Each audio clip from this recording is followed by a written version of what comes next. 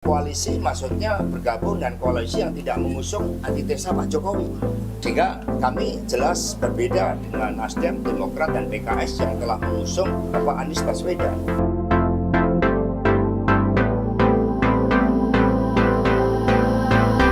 Membandingkan elektabilitas tiga partai yang konsisten bersama Jokowi dan tiga partai koalisi perubahan, ternyata ada perbedaan. Tiga partai pengusung Jokowi yaitu PDIP, Gerindra, dan PKB mengalami kenaikan. Hanya tiga partai ini suaranya yang naik. Sementara Nasdem, Demokrat, dan PKS elektabilitasnya turun.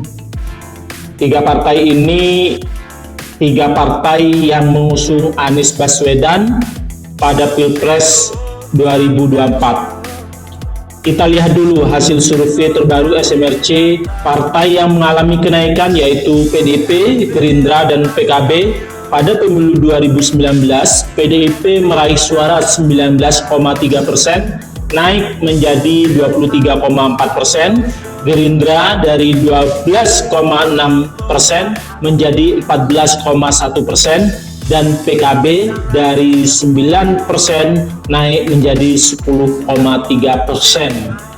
Sementara partai yang selama ini digadang-gadang untuk berkoalisi mengalami penurunan, yaitu Nasdem yang sebelumnya mendapat 9,1% turun menjadi 7%, Demokrat yang sebelumnya 7,8% turun menjadi 5,9%, dan PKS turun dari 8,2% menjadi 5,7%.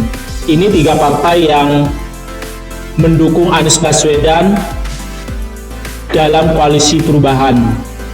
Hasil survei ini menggambarkan bahwa strategi tiga partai pengusung Anies Baswedan dengan narasi koalisi perubahan tidak berdampak terhadap suara mereka. Strategi Nasdem yang bergerak di dua kaki dan menjadikan Anies sebagai calon presiden tidak berhasil. Barangkali pemilih Nasdem yang nasionalis merubah pilihan mereka. Sementara pemilih Anies yang diprediksi akan memilih Nasdem tidak terbukti. Demokrat sendiri yang sejak awal konsisten mengkritik pemerintahan Jokowi juga tidak berhasil. Ketua Umum AHY yang selalu membandingkan pemerintahan Jokowi dengan pemerintahan era SBY nampaknya hanya dianggap nyinyir saja. Sikap ini tidak mampu membuat elektabilitas Demokrat naik. Terakhir, PKS sebagai oposisi sejati tidak mengalami kenaikan.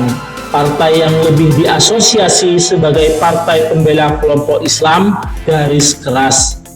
Berbeda dengan tiga partai pengusung Jokowi, strategi tiga partai ini nampak berhasil dengan naiknya elektabilitas. Ini menunjukkan bahwa Jokowi masih dianggap kartu kunci dan arahannya akan diikuti oleh pemilih pada pemilihan presiden tahun 2024. Penurunan elektabilitas ketiga partai tentu tidak bisa dipisahkan dari sikap politik dan strategi yang dilakukan. Selain itu, Tapal Kuda TV menduga bahwa Anies Baswedan tidak akan mampu menaikkan elektabilitas ketiga partai tersebut, terutama Nasdem yang dianggap main dua kaki dan tidak konsisten dengan restorasi perubahan. Apalagi selama ini Anies Baswedan dijadikan antitesanya Jokowi. Itu saja, sekian, terima kasih.